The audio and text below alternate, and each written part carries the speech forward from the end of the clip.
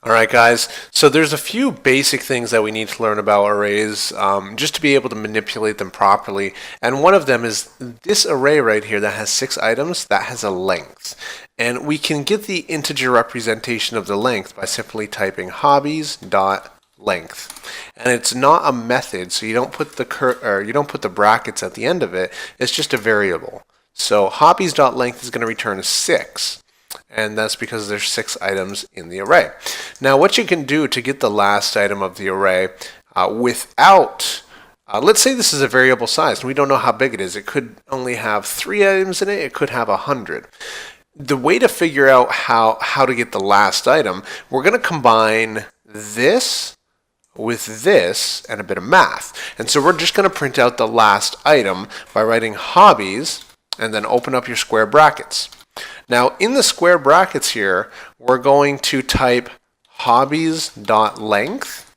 So this is automatically going to say print out hobbies 6. Now, this is going to fail if we just leave it like this because, again, in JavaScript, numbers start at 0. So if we were going to print out something at the 6th index here, it'd be 1, 2, 3, 4, 5, or sorry, 0, 1, 2, 3, 4, 5, 6. It's going to say undefined because we don't have a 6th item. Well, we have 6 items. We don't have an item at position 6 here. We do at position 5. So how we're going to do this is we're going to say hobbies. We're going to open up our square brackets there, and then we're going to say hobbies.length minus 1. And this is going to print out our tree because it is the last item in the array. And so that's how you're going to get last items. Now, what we're going to do is I'm going to show you guys how to loop through arrays. And this is going to let you inspect each item in the array and do something very specific with it. So back in our code editor here, because this is going to be multi-line, so it's not going to be something I want to do in the console there. We're going to say hobbies for each, and for each is camel cased, by the way. And we're going to open up our brackets. So this is a method. This is just a method.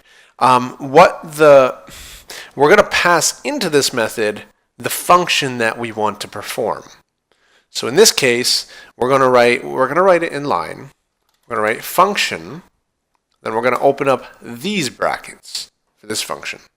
And the items, we're not naming it because we're not calling it. We're just performing it in line. So we're going to get the item. So it's going to be pizza, gaming, reading, etc. And then the index. And this is going to be 0, 1, 2, 3, right? And then after this, we add our curly brackets. So now this looks a bit different from anything we've written before, and that's because it is. Because in this function, this whole thing is one parameter that we're pushing into the function. It's called a callback, and it's what this function does when it's done. So what I'm going to do is for each item, I'm going to console log I like and then item. And then we can also print out the index. So I'm going to save it. I'm going to refresh here. It says I like pizza, 0. I like gaming, 1. I like reading. And then we'll continue over this for however many items this has. So that's how to loop through arrays. It's just the array name dot for each. And then this is a method, so you open up your regular brackets there and put inside a function. And in the function here, you do need to grab item and index. You don't need to call them this. You can call it I and in. But then inside here, actually you can't use in, right? Because that's a reserved word. You can use ie. And then you would just have to use it like that inside the function. It's still going to run the same. So you guys can make up whatever names for you want. Just like inside of a function, which I don't think we actually talked about parameters, and that's what we're going to be getting to. So this is kind of a primer for that, and we're going to be using arrays as well. Now, if you want to remove the item from the front of the array, in the last video I showed you guys the push or the pop method. This is a bit different. We're going to write hobbies dot shift. And this is, we're going to shift out, yeah, it's going to shift the first one out of it. So I'm going to save it. I'm going to refresh. And now you'll notice that the entire array has changed and removed the first item, which was pizza. So maybe I no longer like pizza. So let's console log that. Because it's going to return the item that it removes. Just like the pop method. Now, if you want to add an item to the beginning of the array, it's very similar. It's similar to shift. We're going to call unshift on the object. So hobbies.unshift, and we're going to add in blacksmithing. Save it and refresh. And what's going to happen here is we first create our array right here, which is all the things I like.